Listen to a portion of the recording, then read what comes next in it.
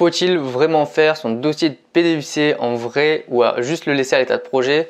C'est la question à laquelle je vais répondre dans cette vidéo.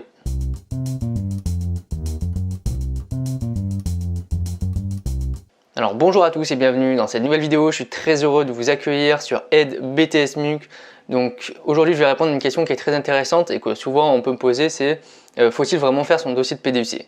Alors avant même de commencer la vidéo, n'oublie pas de t'abonner à la chaîne YouTube pour avoir accès à tous nos conseils et bien sûr rejoins notre espace membre. Tu as tous les liens dans la description pour pouvoir gagner des dizaines d'heures de travail pour réviser et revoir ton BTS.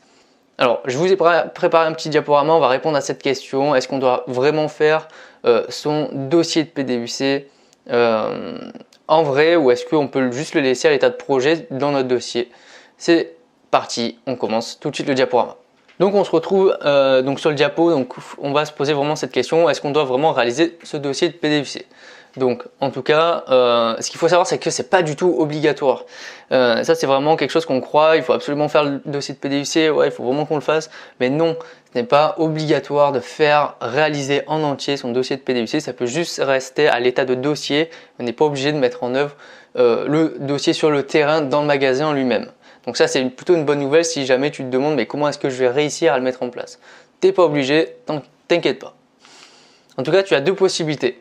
La première possibilité évidemment c'est de réaliser ton dossier, donc ton projet, donc par exemple ça peut être une réimplantation de rayon par exemple, donc tu peux le mettre en place directement dans le magasin, ou la deuxième possibilité évidemment c'est de rester à l'état de projet, donc faire toute la méthode, tout le dossier, d'avoir tout construit et puis malheureusement tu ne pourras pas le mettre en place pour diverses raisons, donc je pourrais t'indiquer après toutes les raisons par exemple qu'il peut y avoir, mais tu vas devoir le laisser à l'état de projet, ça va être irréalisable pour toi en tout cas. Donc si jamais tu dois le réaliser, évidemment tu dois faire quelque chose supplémentaire en plus. Ce qui est très important, ça va être du coup de pouvoir analyser les résultats. Donc ça c'est vraiment l'étape importante que tu auras en plus que si tu le réalises que si tu ne le réalises pas. Il va falloir vraiment te pencher sur l'analyse des résultats. Donc par exemple, tu vas devoir comparer les chiffres avant ton projet et les chiffres après. Donc tu devras mettre cette partie en fin de PDUC et justement tu vas devoir faire attention à un truc, c'est il va falloir vraiment que tu aies suffisamment de recul. Tu vas pas pouvoir faire une analyse des performances si ça fait 2 jours que tu l'as mise en place. Tout simplement parce qu'il n'y a pas suffisamment de temps. Il faut vraiment qu'il y ait plusieurs semaines, plusieurs mois c'est encore mieux, mais c'est rarement possible en PDUC parce qu'on n'a pas suffisamment de temps. Mais voilà, il faut vraiment que tu prennes plusieurs semaines pour analyser tes résultats, ton chiffre d'affaires, ton niveau des ventes, ton niveau de marge, ton satisfaction client par exemple. Tu as plein de choses possibles à faire pour ton analyse des résultats. En tout cas sur la réalisation, il faudra que tu le mettes sur la fin de ton PDUC. Donc l'analyse des résultats devra se mettre à la fois après tous les outils, donc une fois que tu auras présenté ton Gantt, ton PER, ton diagramme des tâches, ta gestion des risques par exemple, et tu vas pouvoir le mettre juste après analyse des résultats. Juste quand tu auras justement tu as un onglet par exemple suivi des performances qui est à gauche et juste après tu mets justement quelles sont les performances que tu as obtenues. Et bien sûr ça va être avant la conclusion parce que la conclusion porte bien son nom, elle est là pour conclure ton projet. Et des fois tu peux le mettre soit après les outils ou soit tu peux l'intégrer dans ta conclusion, donc à toi de voir, tu demandes à ton prof ce qui est le mieux, mais les deux sont valables, il n'y a pas de souci. Maintenant si tu fais ton projet, si tu restes à l'état de projet et tu le réalises pas forcément, il y a quelque chose qui est super important, ça va être toute la partie justement méthode, la méthode du projet de A à Z, la constitution de ton dossier, c'est ça qui est le plus important puisque finalement ton projet il sera réalisable s'il y aurait des ressources par exemple et en fait il suffit juste de suivre ton dossier pour pouvoir le mettre en place. Donc ça c'est vraiment la méthodologie.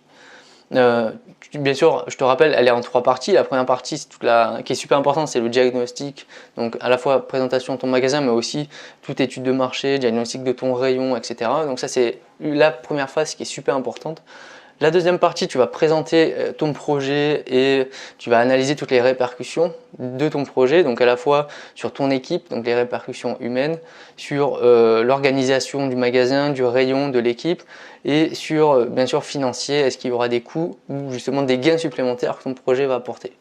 Et la dernière partie, c'est tous les outils que je t'ai parlé précédemment, donc diagramme des tâches par exemple, le Gantt, le tableau de bord, etc. Donc ça, ce sont les outils que tu devras préparer en avance, que si jamais on met en place ton projet, on puisse l'analyser. Cette vidéo est terminée, j'espère qu'elle t'aura plu, qu'elle t'aura apporté toutes les informations nécessaires, qu'elle t'aura répondu à ta question de est-ce que je dois faire mon projet ou non. La réponse n'est pas forcément, tu n'es pas obligé de le faire, donc déjà ça pourrait te rassurer. Mais en tout cas, oublie pas que si tu réalises ton projet, tu auras la partie analyse des résultats en plus. Si tu le fais pas, bien sûr, n'oublie pas de le justifier le jour de l'examen, pourquoi est-ce que tu ne l'as pas fait. Tout est valable du moment que tu le justifies. Donc j'espère que cette vidéo en tout cas t'aura plu. N'oublie pas de t'abonner évidemment à la chaîne et à rejoindre notre espace membre pour gagner des dizaines d'heures de travail. On se retrouve très bientôt pour une nouvelle vidéo. Allez, à bientôt.